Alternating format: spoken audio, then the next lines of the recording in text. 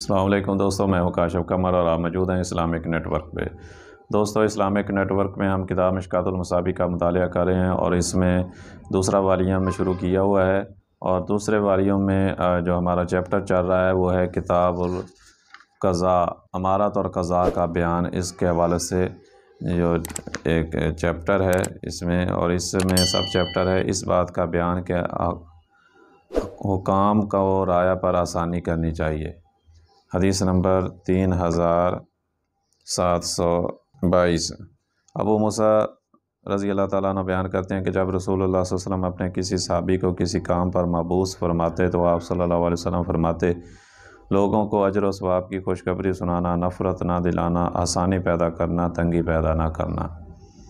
حدیث نمبر 3723۔ انس رضی اللہ تعالیٰ عنہ بیان کرتے ہیں کہ رسول اللہ صلی اللہ علیہ وسلم نے فرمایا، آسانی پیدا کرو، تنگی پیدا نہ کرو، سکون پہنچاؤ، نفرت نہ دلاؤ۔ حدیث نمبر 3724۔ ابو بردہ رضی اللہ تعالیٰ عنہ بیان کرتے ہیں کہ نبی صلی اللہ علیہ وسلم نے ان کے دادا ابو موسیٰ اور معاذ کو یمن کی طرف بھیجتے ہوئے فرمایا، آسانی پیدا کرنا، تنگی پیدا نہ کرنا، خوشخبری سنانا، نفرت نہ دلانا، اتفاق رکھنا، اختلاف پیدا نہ کرنا۔ حدیث نمبر 3725۔ ابن عمر سے روایت ہے کہ رسول اللہ صلی اللہ علیہ وسلم نے فرمایا، عہد شکنی کرنے والوں کے لیے روز قیامت جھنڈا نصب کیا جائے گا اور کہا جائے گا، یہ فلاں بن فلاں شخص کی عہد شکنی کا نتیجہ ہے۔ حدیث نمبر 3726۔ انس رضی اللہ تعالیٰ عنہ سے روایت ہے کہ نبی صلی اللہ علیہ وسلم نے فرمایا، روز قیامت ہر عہد شکن کے لیے ایک جھنڈا ہوگا جس کے ذریعے وہ پہچانا جائے گا۔ حدیث نمبر 3727۔ ابو سعید رضی اللہ تعالیٰ عنہ نبی صلی اللہ علیہ وسلم سے روایت کرتے ہیں کہ آپ صلی اللہ علیہ وسلم نے فرمایا، روز قیامت ہر عہد شکن کی پشت پر ایک جھنڈا ہوگا۔ ایک دوسری روایت میں روز قیامت ہر عہد شکن کے لیے ایک جھنڈا ہوگا جو اس کی عہد شکنی کے مطابق بلند کیا جائے گا۔ سن لو، سربراہ مملکت سے بڑھ کر کسی عہد شکن کی عہد شکنی نہیں۔ حدیث نمبر 3728۔ عمر بن مرہ رضی اللہ تعالیٰ عنہ سے روایت ہے کہ انہوں نے معاویہ رضی اللہ تعالیٰ عنہ سے کہا کہ میں نے رسول اللہ صلی اللہ علیہ وسلم کو فرماتے ہوئے سنا کہ اللہ جس شخص کو مسلمانوں کے کسی معاملے کا سرپرست بنا دے اور وہ ان کی ضرورت، ان کی شکایت اور ان کی حاجتوں کو پورا کرنے میں رکاوٹ بن جائے تو اللہ اس کی ضرورت و شکایت اور اس کی حاجت پوری کرنے میں رکاوٹ بن جاتا ہے۔ معاویہ نے لوگوں کی ضرورتوں کا خیال رکھنے کے لیے ایک آدمی کو مقرر کیا۔ ترمذی اور احمد کی ایک دوسری روایت میں ہے کہ اللہ اس کی ضرورت، حاجت اور محتاجی کے وقت آسمان کے دروازے بند کر دیتا ہے۔ حدیث نمبر 3729۔ ابو شماخ ازدی اپنے چچا زاد سے، جو کہ نبی صلی اللہ علیہ وسلم کے صحابی ہیں، روایت کرتے ہیں کہ وہ معاویہ کے پاس آئے اور ان کی خدمت میں حاضر ہو کر عرض کیا، میں نے رسول اللہ صلی اللہ علیہ وسلم کو فرماتے ہوئے سنا، جسے لوگوں کے کسی معاملے کی ذمہ داری سونپی جائے، پھر وہ مسلمانوں یا مظلوموں یا حاجت مندوں کی ضرورتوں سے دروازے بند کر لے تو اللہ اس کی حاجت اور ضرورت کے وقت جبکہ وہ انتہائی ضرورت مند وہ اپنی رحمت کے دروازے بند کر لیتا ہے۔ حدیث نمبر 3730۔ عمر بن خطاب سے روایت ہے کہ جب وہ اپنے اعمال حکمران بھیجتے تو ان پر شرط قائم کرتے کہ تم ترکی گھوڑے پر سواری نہ کرو گے، نہ چھنا ہوا آٹا میدا کھاؤ گے، نہ باریک عمدہ لباس پہنو گے، اور نہ لوگوں کی ضرورتوں کو حل کرنے کے بجائے اپنے دروازے بند کرو گے۔ اگر تم نے ان میں سے کوئی کام بھی کیا تو تم سزا کے مستحق ٹھہرو گے۔ پھر آپ انہیں الوداع کرنے کے لیے ان کے ساتھ چلتے۔ امام بیہقی نے دونوں روایتیں شیخ الایمان میں روایت کی ہیں۔ کتاب الامارت والقضاء میں ہے حکمرانی کرنے اور اس سے ڈرنے کا بیان۔ حدیث نمبر 3731۔ ابو بکر رضی اللہ تعالیٰ عنہ بیان کرتے ہیں کہ میں نے رسول اللہ صلی اللہ علیہ وسلم کو فرماتے ہوئے سنا، حاکم غصہ کی حالت میں دو آدمیوں کے درمیان فیصلہ نہ کرے۔ حدیث نمبر 3732۔ عبداللہ بن عمر اور ابو ہریرہ رضی اللہ تعالیٰ عنہ بیان کرتے ہیں کہ رسول اللہ صلی اللہ علیہ وسلم نے فرمایا، جب حاکم فیصلہ کرتے وقت کوشش کرے اور درست فیصلہ کرے تو اس کے لیے 2 اجر ہیں، اور جب فیصلہ کرے اور کوشش کے باوجود غلطی ہو جائے تو اس کے لیے 1 اجر ہے۔ حدیث نمبر 3733۔ ابو ہریرہ رضی اللہ تعالیٰ عنہ بیان کرتے ہیں کہ رسول اللہ صلی اللہ علیہ وسلم نے فرمایا، جس شخص کو لوگوں کا قاضی بنا دیا گیا گویا وہ چھری کے بغیر ذبح کر دیا گیا۔ حدیث نمبر 3734۔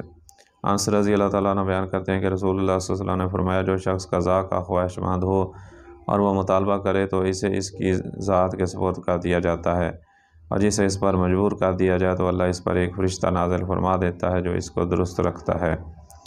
حدیث نمبر 3735۔ بریدہ بیان کرتے ہیں کہ رسول اللہ صلی اللہ علیہ وسلم نے فرمایا قاضی 3 قسم کے ہیں، ان میں سے ایک جنتی اور 2 جہنمی۔ وہ قاضی جنتی ہے جس نے حق پہچان کر اس کے مطابق فیصلہ کیا، اور وہ قاضی جس نے حق پہچان کر فیصلہ میں ظلم کیا تو وہ جہنمی ہے، اور وہ آدمی جس نے جہالت کی بنا پر لوگوں کے درمیان فیصلہ کیا تو وہ بھی جہنمی ہے۔ حدیث نمبر 3736۔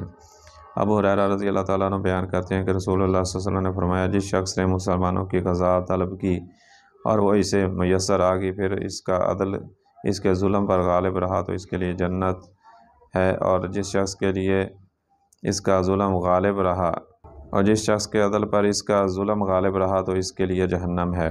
حدیث نمبر 3737۔ معاذ بن جبل سے روایت ہے کہ رسول اللہ صلی اللہ علیہ وسلم نے جب انہیں یمن بھیجا تو فرمایا جب کوئی مقدمہ تمہارے سامنے پیش آئے گا تو تم کیسے فیصلہ کرو گے؟ انہوں نے عرض کیا میں اللہ کی کتاب کے مطابق فیصلہ کروں گا۔ آپ صلی اللہ علیہ وسلم نے فرمایا اگر تم اللہ کی کتاب میں نہ پاؤ؟ عرض کیا پھر رسول اللہ صلی اللہ علیہ وسلم کی سنت کے مطابق؟ فرمایا اگر تم رسول اللہ صلی اللہ علیہ وسلم کی سنت میں نہ پاؤ؟ عرض کیا میں اپنی رائے سے اجتہاد کروں گا اور کوئی کسر نہیں اٹھا رکھوں گا۔ وہ بیان کرتے ہیں کہ رسول اللہ صلی اللہ علیہ وسلم نے ازراہ مسرت میرے سینے پر ہاتھ مار کر فرمایا ہر قسم کی تعریف اللہ کے لیے ہے جس نے رسول اللہ صلی اللہ علیہ وسلم کے قاصد کو اس کی چیز کی توفیق عطا فرمائی جسے اللہ کے رسول پسند فرماتے ہیں۔ حدیث نمبر 3738۔ علی رضی اللہ تعالیٰ عنہ بیان کرتے ہیں کہ رسول اللہ صلی اللہ علیہ وسلم نے مجھے یمن کا قاضی بنا کر بھیجا تو میں نے عرض کیا اللہ کے رسول آپ مجھے بھیج رہے ہیں جبکہ میں نوعمر ہوں اور مجھے قضاء کے بارے میں علم بھی نہیں۔ آپ صلی اللہ علیہ وسلم نے فرمایا بے شک عنقریب اللہ تیرے دل کی رہنمائی کرے گا اور تیری زبان کو استقامت عطا فرمائے گا۔ جب 2 آدمی تیرے پاس مقدمہ لے کر آئیں تو دوسرے فریق کی بات سنے بغیر پہلے فریق کے حق میں فیصلہ نہ کرنا، کیونکہ یہ لائق تر ہے کہ تیرے لیے قضاء واضح ہو جائے۔ علی رضی اللہ تعالیٰ عنہ بیان کرتے ہیں کہ اس کے بعد مجھے قضاء میں شک نہیں ہوا، اور ام سلمہ سے مروی حدیث میں ہے کہ میں تمہارے درمیان اپنی رائے سے فیصلہ کروں گا۔ ہم فضیلت و شہادت میں اللہ تعالیٰ انشاءاللہ ذکر کریں گے۔ حدیث نمبر 3739۔ عبداللہ بن مسعود بیان کرتے ہیں کہ رسول اللہ صلی اللہ علیہ وسلم نے فرمایا جو حاکم بھی لوگوں کے درمیان فیصلہ کرتا ہے وہ قیامت کے دن اس حال میں آئے گا کہ ایک فرشتہ اسے گدی سے پکڑے ہوگا، پھر وہ اپنا سارا آسمان کی طرف اٹھائے گا، اگر اللہ تعالیٰ نے کہا اسے پھینک دو وہ اسے 40 سال کی مسافت کی گہرائی کے گڑھے میں پھینک دیں گے۔ حدیث نمبر 3740۔ عائشہ رضی اللہ تعالیٰ عنہ رسول اللہ صلی اللہ علیہ وسلم سے روایت کرتی ہیں کہ آپ صلی اللہ علیہ وسلم نے فرمایا روز قیامت عادل قاضی بھی یہ آرزو کرے گا کہ کاش اس نے 2 آدمیوں کے درمیان کبھی ایک کھجور کا بھی فیصلہ نہ کیا ہوتا۔ حدیث نمبر 3741۔ عبداللہ بن ابی اوفی بیان کرتے ہیں کہ رسول اللہ صلی اللہ علیہ وسلم نے فرمایا جب تک قاضی ظلم نہ کرے تو اللہ اس کے ساتھ ہوتا ہے، جب وہ ظلم کرتا ہے تو وہ اس سے الگ ہو جاتا ہے اور شیطان اس کے ساتھ لگ جاتا ہے، اور ایک روایت میں ہے جب وہ ظلم کرتا ہے تو اللہ اسے اس کے نفس کے سپرد کر دیتا ہے۔ حدیث نمبر 3742۔ سعید بن مسیب سے روایت ہے کہ ایک مسلمان اور ایک یہودی عمر رضی اللہ تعالیٰ عنہ کے پاس مقدمہ لے کر آئے تو حضرت عمر نے محسوس کیا کہ یہودی حق پر ہے، اس لیے انہوں نے یہودی کے حق میں فیصلہ کر دیا تو یہودی نے کہا اللہ کی قسم آپ نے حق کے مطابق فیصلہ کیا۔ عمر نے اسے درہ مارا اور فرمایا تجھے کیسے پتہ چلا؟ یہودی نے کہا اللہ کی قسم ہم تورات میں لکھا ہوا پاتے ہیں کہ جو قاضی حق کے مطابق فیصلہ کرتا ہے تو اس کے دائیں بائیں ایک ایک فرشتہ ہوتا ہے، وہ دونوں اسے حق کے لیے درست رکھتے ہیں اور اسے حق دینے کی کوشش کرتے ہیں، جب وہ حق چھوڑ دیتا ہے تو وہ دونوں آسمان کی طرف اوپر چڑھ جاتے ہیں اور اسے چھوڑ دیتے ہیں۔ حدیث نمبر 3743۔ ابن موہب سے روایت ہے کہ عثمان بن عفان نے ابن عمر سے فرمایا لوگوں کے درمیان قاضی بننا قبول کرو۔ انہوں نے کہا امیر المومنین آپ مجھے معاف نہیں فرماتے؟ انہوں نے فرمایا آپ اسے ناپسند کیوں کرتے ہیں جبکہ آپ کے والد فیصلے کیا کرتے تھے؟ انہوں نے کہا میں نے رسول اللہ صلی اللہ علیہ وسلم کو فرماتے ہوئے سنا جو شخص قاضی ہوا اور وہ انصاف سے فیصلہ کرے تو یہ زیادہ لائق ہے کہ وہ قاضی سے برابر رہ جائے۔ عثمان نے اس کے بعد انہیں نہیں کہا۔ حدیث نمبر 3744۔ رزین کی نافع سے سند سے مروی حدیث روایت میں ہے کہ ابن عمر نے عثمان سے فرمایا امیر المومنین میں 2 آدمیوں کے درمیان بھی فیصلہ نہیں کروں گا۔ انہوں نے فرمایا آپ کے والد تو فیصلہ کیا کرتے تھے۔ انہوں نے کہا میرے والد کو کسی مسئلہ میں اشکال ہوتا تو وہ رسول اللہ صلی اللہ علیہ وسلم سے پوچھ لیا کرتے تھے۔ اگر رسول اللہ صلی اللہ علیہ وسلم کو کسی مسئلے میں الجھن ہوتی تو وہ جبرائیل علیہ السلام سے پوچھ لیتے، جبکہ میں ایسا کوئی شخص نہیں پاتا جس سے میں پوچھ لوں۔ اور میں نے رسول اللہ صلی اللہ علیہ وسلم کو فرماتے ہوئے سنا، جس نے اللہ کی پناہ حاصل کی تو اس نے ایک عظیم ذات کی پناہ حاصل کی۔ اور میں نے آپ صلی اللہ علیہ وسلم کو فرماتے ہوئے سنا، جو شخص اللہ کے واسطے سے پناہ طلب کرے تو اسے پناہ دے دو، اور میں اللہ کی پناہ چاہتا ہوں کہ تم مجھے قاضی بناؤ۔ انہوں نے اس سے درگزر کیا، فرمایا کسی کو نہ بتانا۔ کتاب الامارۃ القضاء میں ہے حکمرانوں کے وظائف اور ان کے تحائف کا بیان۔ حدیث نمبر 3745۔ ابو ہریرہ رضی اللہ تعالیٰ عنہ بیان کرتے ہیں کہ رسول اللہ صلی اللہ علیہ وسلم نے فرمایا میں نہ تمہیں دیتا ہوں اور نہ تم سے روکتا ہوں، میں تو تقسیم کرنے والا ہوں، میں تو اسی جگہ پر خرچ کرتا ہوں جہاں کے متعلق مجھے حکم دیا جاتا ہے۔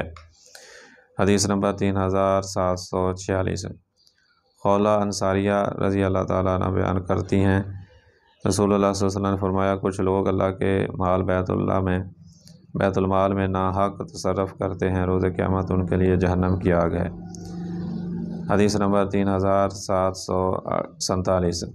عائشہ رضی اللہ تعالیٰ عنہ بیان کرتی ہیں کہ جب ابو بکر رضی اللہ تعالیٰ عنہ خلیفہ بنے تو انہوں نے فرمایا میری قوم جانتی ہے کہ میرا کاروبار میرے اہل خانہ کے اخراجات کے لیے کافی تھا، مجھے مسلمانوں کے معاملات کے حوالے سے مشغول کر دیا گیا ہے، لہٰذا آل ابو بکر اس مال سے کھائیں گے اور ابو بکر مسلمانوں کے لیے کام کریں گے۔ حدیث نمبر 3748۔ بریدہ رضی اللہ تعالیٰ عنہ نبی صلی اللہ علیہ وسلم سے روایت کرتے ہیں کہ آپ صلی اللہ علیہ وسلم نے فرمایا ہم جس شخص کو کسی کام پر مقرر کریں اور اسے تنخواہ بھی دیں اور پھر اس کے علاوہ جو مال وہ حاصل کرے گا وہ خیانت ہے۔ حدیث نمبر 3749۔ عمر رضی اللہ تعالیٰ عنہ بیان کرتے ہیں کہ میں نے رسول اللہ صلی اللہ علیہ وسلم کے دور میں امارت کا کام کیا تو آپ نے مجھے اجرت عطا فرمائی۔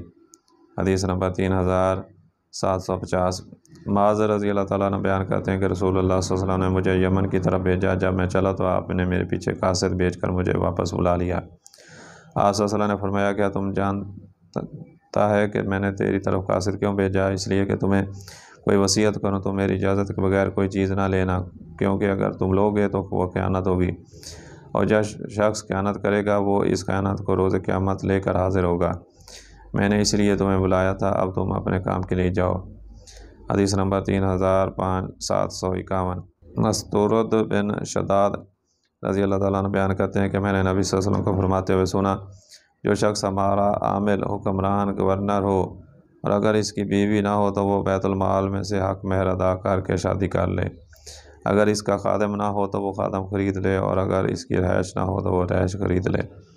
اور ایک دوسری روایت میں ہے جس نے اس کے علاوہ کچھ حاصل کیا تو وہ خیانت کرنے والا ہے۔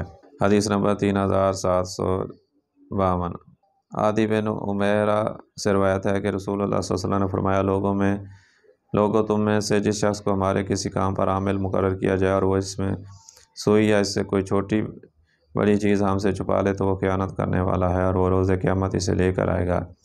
یہ بات سن کر انصار میں سے ایک آدمی کھڑا ہوا اور اس نے عرض کیا اللہ کے رسول آپ اپنی تفویض کردہ ذمہ داری مجھ سے واپس لے لیں۔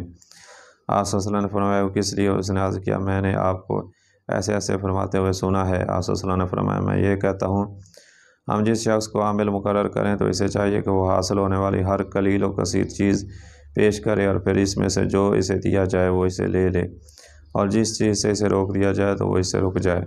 مسلم، ابو داؤد، اور الفاظ حدیث ابو داؤد کے ہیں۔ حدیث نمبر 3753۔ عبداللہ بن عمر بیان کرتے ہیں کہ رسول اللہ صلی اللہ علیہ وسلم نے رشوت دینے والے اور رشوت لینے والے پر لعنت فرمائی۔ حدیث نمبر 3754۔ امام ترمذی نے عبداللہ بن عمر سے اور ابو ہریرہ سے روایت کیا ہے۔ حدیث نمبر 3755۔ امام احمد نے اسے روایت کیا ہے اور امام بیہقی نے شعب الایمان میں اسے ثوبان سے روایت کیا ہے، اور اس میں یہ اضافہ نقل کیا ہے کہ والراشی یعنی جو دونوں رشوت دینے والے اور رشوت لینے والوں کے درمیان معاملہ طے کراتا ہے اس پر بھی لعنت فرمائی۔ حدیث نمبر 3756۔ عمرو بن عاص بیان کرتے ہیں کہ رسول اللہ صلی اللہ علیہ وسلم نے مجھے پیغام بھیجا کہ میں اپنا اسلحہ اور کپڑے جمع کر کے آپ صلی اللہ علیہ وسلم کی خدمت میں پیش کر دوں۔ وہ بیان کرتے ہیں کہ میں حاضر خدمت ہوا تو آپ وضو فرما رہے تھے۔ آپ نے فرمایا عمرو میں نے تمہاری طرف پیغام بھیجا تھا کہ میں تمہیں کسی مہم پر روانہ کروں، اللہ تمہیں سلامت رکھے، تمہیں مال غنیمت عطا فرمائے اور میں تمہیں کچھ مال عطا کروں گا۔ میں نے عرض کیا اللہ کے رسول میری ہجرت مال کی خاطر نہیں تھی، وہ تو محض اللہ اور اس کے رسول کی خاطر تھی۔ آپ صلی اللہ علیہ وسلم نے فرمایا حلال مال صالح مرد کے لیے اچھا ہے۔ شرح سنہ اور امام احمد نے بھی اسی طرح روایت کیا ہے۔ اس کے الفاظ یہ ہیں سارے انسان کے لیے حلال مال بہتر ہے۔ حدیث نمبر 3757۔ ابو امامہ سے روایت ہے کہ رسول اللہ صلی اللہ علیہ وسلم نے فرمایا جس نے کسی کی سفارش کی اور وہ اسے سفارش کرنے کی وجہ سے کوئی تحفہ پیش کرے اور وہ سفارش کرنے والا اس تحفہ کو قبول کرے تو وہ سود کے دروازوں میں سے ایک بڑے دروازے میں داخل ہو گیا۔ کتاب الامارۃ والقضاء میں ہے فیصلوں اور گواہیوں کا بیان۔ حدیث نمبر 3757۔ ابن عباس نبی صلی اللہ علیہ وسلم سے روایت کرتے ہیں کہ آپ صلی اللہ علیہ وسلم نے فرمایا اگر لوگوں کو محض ان کے دعویٰ کی بنیاد پر دے دیا جائے تو لوگ آدمیوں کے خون اور اموال کا دعویٰ کرنے لگیں، لیکن قسم مدعی علیہ کے ذمہ ہے۔ امام نووی نے صحیح مسلم کی شرح میں فرمایا بھی حقیقی روایت میں حسن یا صحیح سند کے ساتھ ابن عباس سے مروی مرفوع روایت میں ہے یہ الفاظ زیادہ ہیں، لیکن مدعی کے ذمہ دلیل و گواہی پیش کرنا ہے اور جو شخص انکار کرے اس کے ذمہ قسم ہے۔ حدیث نمبر 3759۔ ابن مسعود رضی اللہ تعالیٰ عنہ بیان کرتے ہیں کہ رسول اللہ صلی اللہ علیہ وسلم نے فرمایا جو شخص کسی مسلمان کا مال حاصل کرنے کے لیے قصداً جھوٹی قسم اٹھائے تو وہ روز قیامت جب اللہ سے ملاقات کرے گا تو وہ شخص اس پر ناراض ہوگا۔ اللہ تعالیٰ اس کی تصدیق میں یہ آیت نازل فرمائی بے شک جو لوگ اللہ کے عہد اور اپنی قسموں کے بدلے میں تھوڑی سی قیمت وصول کرتے ہیں۔ حدیث نمبر 3760۔ ابو امامہ رضی اللہ تعالیٰ عنہ بیان کرتے ہیں رسول اللہ صلی اللہ علیہ وسلم نے فرمایا جس شخص نے اپنی قسم کے ذریعے کسی مسلمان شخص کا حق حاصل کیا تو اللہ اس کے لیے جہنم کو واجب کر دیا اور اس پر جنت کو حرام کر دیا۔ یہ بات سن کر کسی آدمی نے آپ صلی اللہ علیہ وسلم سے عرض کیا اللہ کے رسول خواہ وہ معمولی سی چیز ہو، آپ صلی اللہ علیہ وسلم نے فرمایا خواہ وہ پیلوں کی شاخ ہو۔ حدیث نمبر 3761۔ ام سلمہ سے روایت ہے کہ رسول اللہ صلی اللہ علیہ وسلم نے فرمایا میں بھی ایک انسان ہوں، تم اپنے مقدمات میرے پاس لاتے ہو اور ممکن ہے کہ تم میں سے کوئی اپنی دلیل دوسرے کی نسبت زیادہ فصاحت کے ساتھ پیش کر لے اور میں جو اس سے سنوں اس کے حق میں فیصلہ کر دوں۔ جس شخص کو اس کے مسلمان بھائی کے حق میں کوئی چیز دے دی جائے تو وہ اسے حاصل نہ کرے، گویا اس طرح میں اسے جہنم کی آگ کا ایک ٹکڑا دے رہا ہوں۔ حدیث نمبر 3762۔ عائشہ رضی اللہ تعالیٰ عنہ بیان کرتی ہیں کہ رسول اللہ صلی اللہ علیہ وسلم نے فرمایا سخت جھگڑالو شخص اللہ کے نزدیک انتہائی ناپسندیدہ شخص ہے۔ حدیث نمبر 3763۔ ابن عباس سے روایت ہے کہ رسول اللہ صلی اللہ علیہ وسلم نے قسم اور ایک گواہ کے ساتھ فیصلہ کیا۔ حدیث نمبر 3764۔ علقمہ بن وائل اپنے والد سے روایت کرتے ہیں کہ ایک آدمی حضرموت سے اور ایک آدمی کندہ سے نبی صلی اللہ علیہ وسلم کی خدمت میں حاضر ہوا تو حضرمی نے عرض کیا اللہ کے رسول اس شخص نے میری زمین پر قبضہ کر لیا ہے۔ کندی نے عرض کیا یہ زمین میری ہے اور میرے قبضہ میں ہے، اس پر کوئی حق نہیں۔ نبی صلی اللہ علیہ وسلم نے حضرمی سے فرمایا کیا تمہارے پاس کوئی دلیل ہے؟ اس نے عرض کیا نہیں۔ آپ صلی اللہ علیہ وسلم نے فرمایا تم اس سے قسم لے لو۔ اس نے عرض کیا اللہ کے رسول وہ تو ایک فاجر شخص ہے اور وہ قسم کی کوئی پرواہ نہیں کرتا اور نہ کسی چیز سے پرہیز کرتا ہے۔ آپ صلی اللہ علیہ وسلم نے فرمایا تمہیں سے یہی کچھ مل سکتا ہے۔ جب وہ کندی قسم کھانے چلا تو رسول اللہ صلی اللہ علیہ وسلم نے فرمایا اگر اس نے اس کا ناحق مال کھانے کے لیے قسم اٹھائی تو یہ اللہ سے اس حال میں ملاقات کرے گا کہ وہ اس سے اعراض فرمائے گا۔ حدیث نمبر 3765۔ ابو ذر سے روایت ہے کہ انہوں نے رسول اللہ صلی اللہ علیہ وسلم کا فرماتے ہوئے سنا جس نے کسی ایسی چیز کا دعویٰ کیا جو کہ اس کی نہیں تو وہ اپنا ٹھکانہ جہنم میں بنا لے۔ حدیث نمبر 3766۔ زید بن خالد رضی اللہ تعالیٰ عنہ بیان کرتے ہیں کہ رسول اللہ صلی اللہ علیہ وسلم نے فرمایا کیا میں تمہیں بہترین گواہ کے متعلق نہ بتاؤں؟ یہ وہ ہے جو اس گواہی کے طلب کیے جانے سے پہلے اپنی گواہی پیش کر دے۔ حدیث نمبر 3767۔ ابن مسعود بیان کرتے ہیں کہ رسول اللہ صلی اللہ علیہ وسلم نے فرمایا میرے دور کے لوگ صحابہ کرام سب سے بہتر ہیں، پھر وہ لوگ جو ان کے ساتھ ہیں تابعین، اور پھر وہ جو ان کے ساتھ ہیں، پھر کچھ ایسے لوگ آئیں گے جو ان میں سے کسی کی گواہی اس کی قسم پر اور اس کی قسم اس کی گواہی پر سبقت لے جائے گی۔ حدیث نمبر 3768۔ ابو ہریرہ سے روایت ہے کہ نبی صلی اللہ علیہ وسلم نے ایک قوم پر قسم پیش کی تو انہوں نے قسم اٹھانے میں جلدی کی تو آپ صلی اللہ علیہ وسلم نے حکم فرمایا کہ قسم کے بارے میں ان کے درمیان قرعہ اندازی کی جائے کہ ان میں سے کون حلف اٹھائے گا۔ حدیث نمبر 3769۔ عمرو بن شعیب اپنے والد سے اور وہ اپنے دادا سے روایت کرتے ہیں کہ نبی صلی اللہ علیہ وسلم نے فرمایا، گواہ پیش کرنا مدعی کے ذمہ ہے اور قسم مدعی علیہ کے ذمہ ہے۔ حدیث نمبر 3770۔ ام سلمہ رضی اللہ تعالیٰ عنہ دو آدمیوں کے بارے میں نبی صلی اللہ علیہ وسلم سے روایت کرتی ہیں جنہوں نے میراث کے متعلق آپ کی خدمت میں مقدمہ پیش کیا۔ ان دونوں کے پاس کوئی دلیل و گواہی نہیں تھی، ان دونوں کا محض دعویٰ ہی تھا۔ آپ صلی اللہ علیہ وسلم نے فرمایا، میں جس شخص کو اس کے مسلمان بھائی کے حق میں کچھ دے دوں تو حقیقت میں نے اسے جہنم کی آگ کا ایک ٹکڑا کاٹ کر دے رہا ہوں۔ یہ سن کر دونوں میں سے ہر ایک کا عرض کرنے لگے، اللہ کے رسول، یہ حق میرے ساتھی کا ہے۔ آپ صلی اللہ علیہ وسلم نے فرمایا، ایسے نہیں، تم دونوں جاؤ اور انصاف کے تقاضے پورے کرتے ہوئے تقسیم کر لو، پھر دونوں قرعہ اندازی کرو، پھر تم دونوں میں سے ہر ایک اپنا حصہ اپنے ساتھی کے لیے حلال کر دے۔ دوسری روایت میں ہے، فرمایا، اس چیز کے بارے میں مجھ پر کوئی چیز نازل نہیں ہوئی، اس لیے تمہارے درمیان اپنی رائے سے فیصلہ کرتا ہوں۔ حدیث نمبر 3771۔ جابر بن عبداللہ سے روایت ہے کہ دو آدمیوں نے ایک چوپائے پر دعویٰ کیا اور ان میں سے ہر ایک نے گواہ پیش کیا کہ اس نے اپنے چوپائے کو جفتی کرایا ہے۔ رسول اللہ صلی اللہ علیہ وسلم نے اس کے متعلق اس شخص کے حق میں فیصلہ فرمایا جس کے وہ قبضہ میں تھا۔ حدیث نمبر 3772۔ ابو موسیٰ اشعری سے روایت ہے کہ دو آدمیوں نے رسول اللہ صلی اللہ علیہ وسلم کے دور میں ایک اونٹ کے متعلق دعویٰ کیا تو ان میں سے ہر ایک نے دو گواہ پیش کیے۔ نبی صلی اللہ علیہ وسلم نے اسے ان دونوں کے درمیان نصف تقسیم فرما دیا۔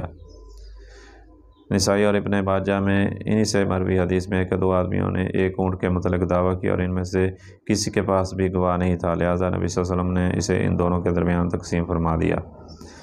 حدیث نمبر 3773۔ ابو ہریرہ رضی اللہ تعالیٰ عنہ سے روایت ہے کہ دو آدمی نے کسی جانور کے بارے میں جھگڑا کیا اور ان دونوں کے پاس کوئی گواہی نہیں تھی۔ نبی صلی اللہ علیہ وسلم نے فرمایا، قسم پر قرعہ اندازی کرو، جس کا قرعہ نکل آیا وہ قسم دے۔ حدیث نمبر 3774۔ ابن عباس سے روایت ہے کہ نبی صلی اللہ علیہ وسلم نے ایک آدمی سے قسم لینے کا ارادہ کیا تو فرمایا، اللہ کی قسم اٹھاؤ جس کے سوا کوئی معبود بارک نہیں کہ تمہارے پاس اس شخص یعنی مدعی کی کوئی چیز نہیں۔ حدیث نمبر 3775۔ اشش بن قیس بیان کرتے ہیں کہ میری اور ایک یہودی کی کچھ مشترکہ زمین تھی، اس نے میرے حصے کا انکار کر دیا۔ میں اپنا مقدمہ لے کر اسے نبی صلی اللہ علیہ وسلم کے پاس لے آیا تو آپ صلی اللہ علیہ وسلم نے فرمایا، کیا تمہارے پاس کوئی گواہی ہے؟ میں نے عرض کیا، نہیں۔ آپ صلی اللہ علیہ وسلم نے یہودی سے فرمایا، قسم اٹھاؤ۔ میں نے عرض کیا، اللہ کے رسول، وہ تو قسم اٹھا لے گا اور میری زمین غصب کر لے گا۔ تب اللہ تعالیٰ نے یہ آیت نازل فرمائی، بے شک جو لوگ اللہ کے عہد اور اپنی قسموں کے بدلے میں تھوڑی سی قیمت حاصل کرتے ہیں۔ حدیث نمبر 3776۔ اشج بن قیس سے روایت ہے کہ کندی اور حضرمی شخص نے یمن کے زمین کے بارے میں رسول اللہ صلی اللہ علیہ وسلم کی خدمت میں مقدمہ پیش کیا تو حضرمی نے عرض کیا، اللہ کے رسول، اس شخص کے والد نے میری زمین غصب کر لی تھی اور اب وہ اس کے قبضہ میں ہے۔ آپ صلی اللہ علیہ وسلم نے فرمایا، کیا تمہارے پاس گواہ ہے؟ اس نے عرض کیا، نہیں، لیکن میں اس سے قسم لوں گا اس طرح کہ اللہ کی قسم وہ نہیں جانتا کہ بے شک میری زمین کو اس کے والد نے غصب کیا ہے۔ کندی قسم کے لیے تیار ہوا تو رسول اللہ صلی اللہ علیہ وسلم نے فرمایا، جو شخص قسم کے ذریعے مال حاصل کرتا ہے تو وہ اللہ سے اس حال میں ملاقات کرے گا کہ وہ شخص اجزام ہوگا، یعنی اس کا ہاتھ کٹا ہوا ہوگا یا اس کے پاس کوئی دلیل نہیں ہوگی۔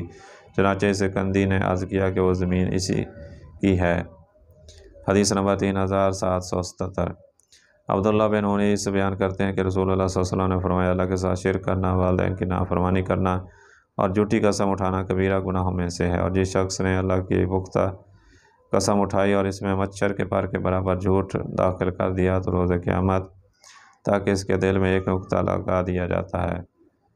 ترمذی اور انہوں نے کہا کہ یہ حدیث غریب ہے۔ حدیث نمبر 3778۔ جابر رضی اللہ تعالیٰ عنہ بیان کرتے ہیں کہ رسول اللہ صلی اللہ علیہ وسلم نے فرمایا، جو شخص میرے اس ممبر کے پاس جھوٹی قسم اٹھاتا ہے، خواہ وہ سبز مسواک کے متعلق ہو تو اس کا ٹھکانہ جہنم میں بنا دیا جاتا ہے یا اس کے لیے جہنم واجب ہو جاتی ہے۔ حدیث نمبر 3779۔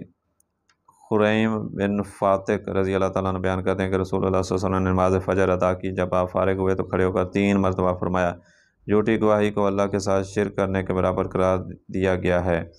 پھر آپ صلی اللہ علیہ وسلم نے یہ آیت تلاوت فرمائی، پلیدی یعنی بتوں کی پوجا سے بچو اور جھوٹی بات، جھوٹی گواہی سے بچو، اللہ کے ساتھ شرک نہ کرتے ہوئے اس کی طرف یکسو ہو جاؤ۔ حدیث نمبر 3780 امام احمد اور امام ترمذی نے ایمن بن خریم سے روایت کیا ہے، البتہ ابن ماجہ نے قرات کا ذکر نہیں کیا۔ حدیث نمبر 3781 عائشہ رضی اللہ تعالیٰ عنہ بیان کرتی ہیں کہ رسول اللہ صلی اللہ علیہ وسلم نے فرمایا، خیانت کرنے والے مرد کی گواہی جائز نہیں اور نہ خیانت کرنے والی عورت کی۔ جس شخص پر حد قائم کی گئی اس کی گواہی بھی منظور نہیں، اور نہ دشمنی رکھنے والے شخص کی اپنے بھائی کے خلاف، اور ولا آزادی کے بارے میں محتمم شخص کی گواہی جائز نہیں، اور نہ قرابت کے بارے میں محتم شخص کی، اور نہ ہی اہل بیت یعنی خاندان کے بارے میں ایسے شخص کی گواہی جائز ہے جس کا خرچہ اس خاندان کے ذمہ ہو۔ ترمذی اور امام ترمذی نے کہا یہ حدیث غریب ہے، اور یزید بن زیاد دمشقی راوی منکر الحدیث ہے۔ حدیث نمبر 3782 عمر بن شعیب اپنے والد سے اور وہ اپنے دادا سے روایت کرتے ہیں کہ وہ نبی صلی اللہ علیہ وسلم سے آپ صلی اللہ علیہ وسلم نے فرمایا، خیانت کرنے والے مرد کی شہادت گواہی جائز نہیں، اور نہ خیانت کرنے والی عورت، نہ زانی مرد کی گواہی جائز ہے، اور نہ ہی زانیہ عورت کی، اور دشمنی رکھنے والے شخص کی اپنے بھائی کے متعلق گواہی جائز نہیں، اور خاندان کے زیر کفالت شخص کی اس خاندان کے متعلق گواہی قبول نہیں کی جائے گی۔ حدیث نمبر 3783 ابو ہریرہ رضی اللہ تعالیٰ عنہ رسول اللہ صلی اللہ علیہ وسلم سے روایت کرتے ہیں کہ آپ صلی اللہ علیہ وسلم نے فرمایا، گوار کی بستی میں رہائش پذیر شخص کے خلاف گواہی جائز نہیں۔ حدیث نمبر 3784 ابو بن مالک رضی اللہ تعالیٰ عنہ سے روایت ہے کہ نبی صلی اللہ علیہ وسلم نے دو آدمیوں کے درمیان فیصلہ فرمایا، تو آپ نے جس شخص کے خلاف فیصلہ فرمایا جب وہ واپس جانے لگا تو اس نے کہا، میرے لیے اللہ کافی ہے اور وہ اچھا کارساز ہے۔ نبی صلی اللہ علیہ وسلم نے فرمایا، بے شک اللہ تعالیٰ عجز و نادانی پر ملامت فرماتا ہے، بلکہ تمہیں احتیاط کرنی چاہیے۔ جب کوشش کے باوجود کوئی خلاف توقع واقعہ غالب آ جائے تو تم کہو، میرے لیے اللہ ہی کافی ہے اور وہ اچھا کارساز ہے۔ حدیث نمبر 3785 بہز بن حکیم اپنے والد سے اور وہ اپنے دادا سے روایت کرتے ہیں کہ نبی صلی اللہ علیہ وسلم نے ایک آدمی کو تہمت پر قید میں رکھا۔ امام ترمذی امام نسائی نے یہ اضافہ نقل کیا کہ پھر آپ صلی اللہ علیہ وسلم نے اسے چھوڑ دیا۔ حدیث نمبر 3786 عبداللہ بن زبیر رضی اللہ تعالیٰ عنہ بیان کرتے ہیں کہ رسول اللہ صلی اللہ علیہ وسلم نے فیصلہ فرمایا کہ دونوں فریق حاکم کے سامنے بیٹھائے جائیں گے۔ تو دوستو یہ تھی آج کی ویڈیو، اور یہ کتاب الامارۃ القضاء کا چیپٹر جو ہے یہاں پہ ختم ہو رہا ہے۔ تو امید ہے کہ یہاں تک آپ کو ویڈیو پسند آئی ہوگی۔ اگر ویڈیو پسند آئی ہے تو اس کو لائک کریں اور اپنے دوستوں کے ساتھ شیئر کریں، اور اگر آپ کو ہمارا یہ چینل پسند ہے تو اس کو سبسکرائب کر لیں تاکہ ہر نئی آنے والے ویڈیو ایک نوٹیفیکیشن کے ذریعے آپ تک پہنچ سکے۔ آئندہ ویڈیو تک کے لیے اللہ حافظ۔